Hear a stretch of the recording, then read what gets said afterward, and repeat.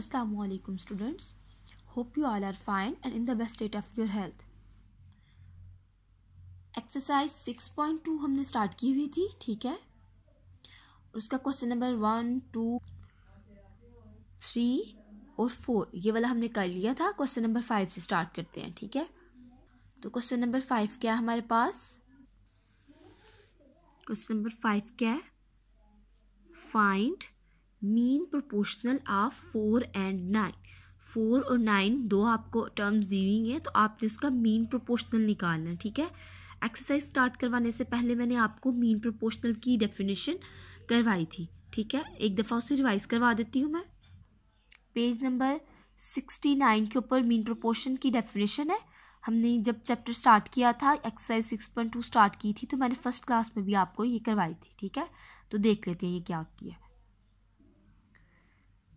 When second and third element of a proportion, एक proportion, ठीक है, proportion के 4 elements होते हैं ना, A, B, C, D, ठीक है।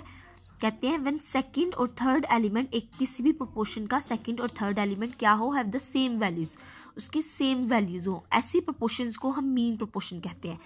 such as A ratio B proportion B ratio C, ठीक है। तो हमारे पास 4 elements है। second ए क्या हमारे पास फर्स्ट एलिमेंट है, बी सेकंड है, ये वाला बी सेकंड है और ये सी क्या है, थर्ड है।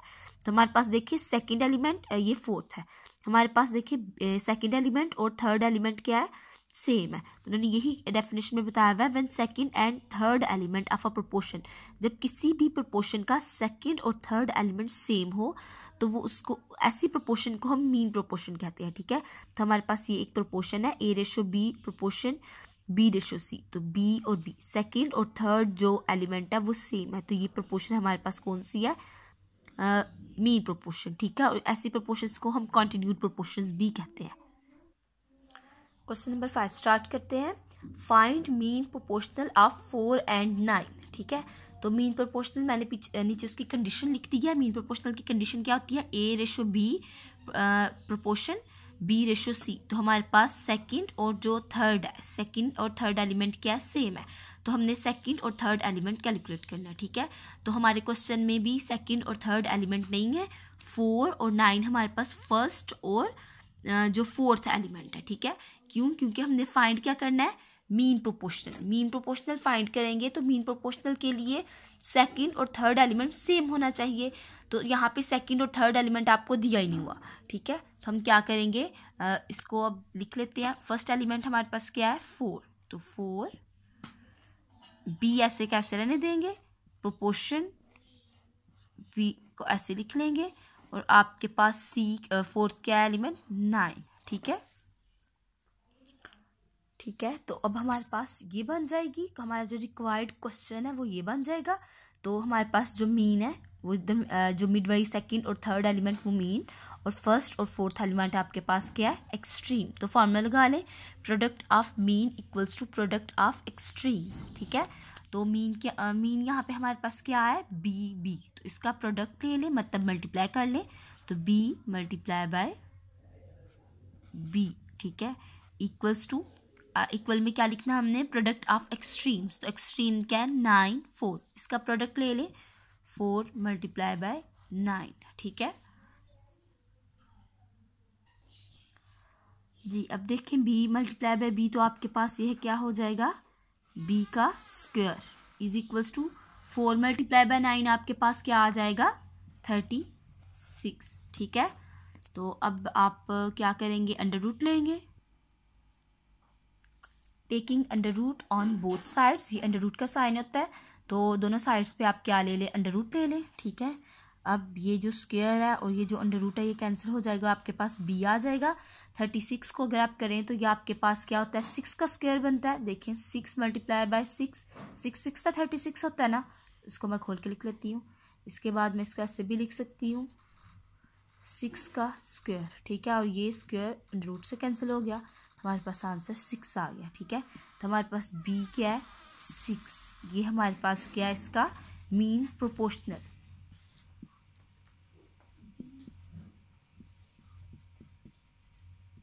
ठीक है।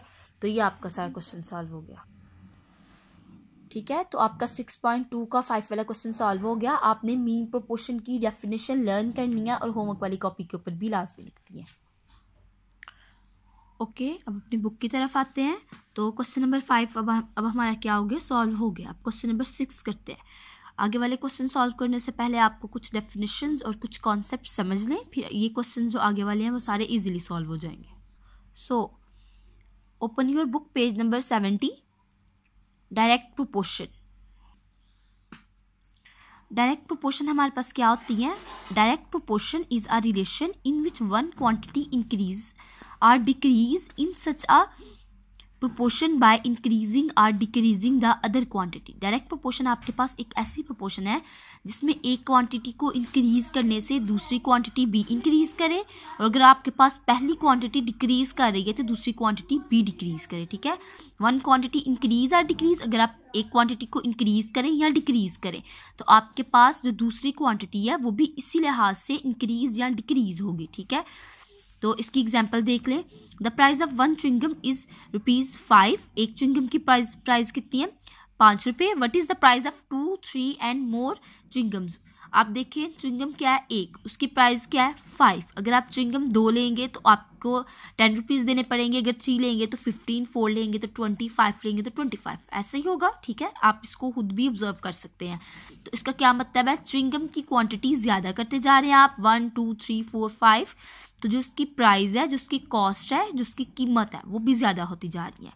तो च्युइंगम की क्वांटिटीज़ को ज़्यादा करने से उसकी जो प्राइस है वो भी ज़्यादा होती जा रही है। तो ये क्या है? Direct proportion. ठीक है, इसका ऑपोजिट भी देख लें। अगर आपके पास लेट्स सपोज पहले 5 च्युइंगम्स थी, ठीक है, तो उसकी कॉस्ट क्या है? 25। इसी तरह अगर आप 5 च्युइंगम से आप 4 च्युइंगम्स पे आ जाते हैं। 5 है तो आपने कहते हो एक किसी को दे दें या आप 4 ले लें, तो 4 लेंगे तो उसकी प्राइस आपकी 20 होगी, 3 लेंगे तो 50, 2 लेंगे तो 10 और 1 लेंगे तो 5।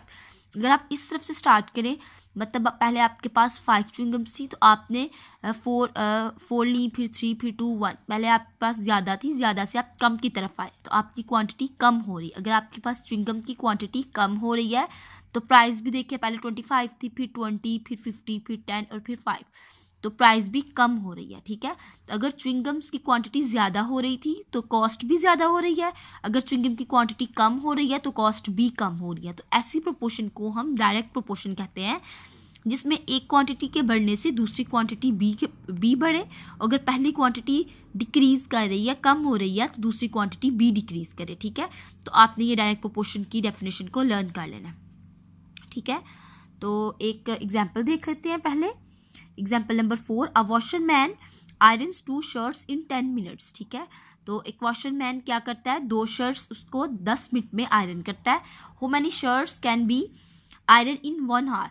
तो कितनी शर्ट्स, हाउ मैनी शर्ट्स, कितनी शर्ट कैन ही आयरन, वो आयरन करेगा, इस्त्री करेगा इन 1 आवर, 1 घंटे में। ठीक है, तो शर्ट्स कितनी है? 2 शर्ट्स को उसने कितने टाइम में इस्त्री किया?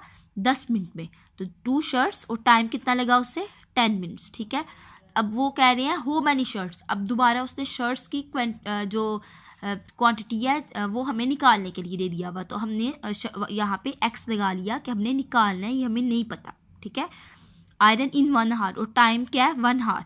1 आवर 1 घंटा, 1 घंटे के अंदर कितने मिनट होते हैं? 60 मिनट।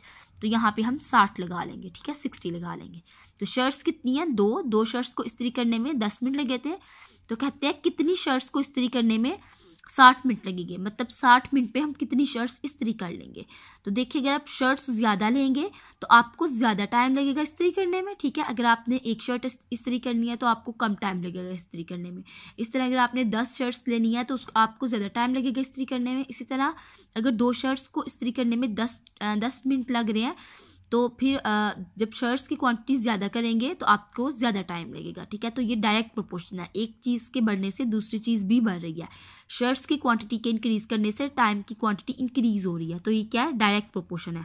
तो हम क्या करेंगे? एरो ऊपर से नीचे की तरफ लगाएंगे, जैसे इन्होंने लगाया हुआ है ऊपर से नीचे की तरफ, ये डायरेक्ट। और इस यहाँ भी शर्ट्स के बढ़ने से टाइम भी बढ़ रहा है, तो इसको भी ऊपर से नीचे की तरफ लगाएंगे। ठीक है, अब देखिए 2 और x है, जहां से एरो स्टार्ट हो रहा है उसको ऊपर लिख लें और जहां पे एंड हो रहा है उसको डिवीजन में नीचे लिख लें, 2 डिवाइडेड बाय x। ठीक है, इसी तरह एरो 10 से स्टार्ट हो रहा है तो 10 को ऊपर लिख लें और एंड कहाँ पे हो रहा है 60 पे और 60 को नीचे लिख लें। 2/x is equal to 10/60। ठीक है, अब क्या करेंगे हम,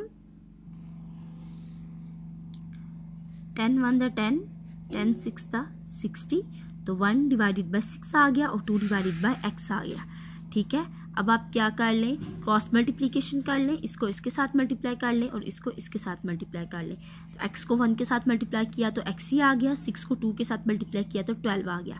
तो आपके पास अब क्या होंगी 12 शर्ट्स, वो 60 मिनट में इस्त्री करेगा। Hence a washer can iron 12 shirts in 1 hour. ठीक है, तो आपकी समझ आ गई। Direct proportion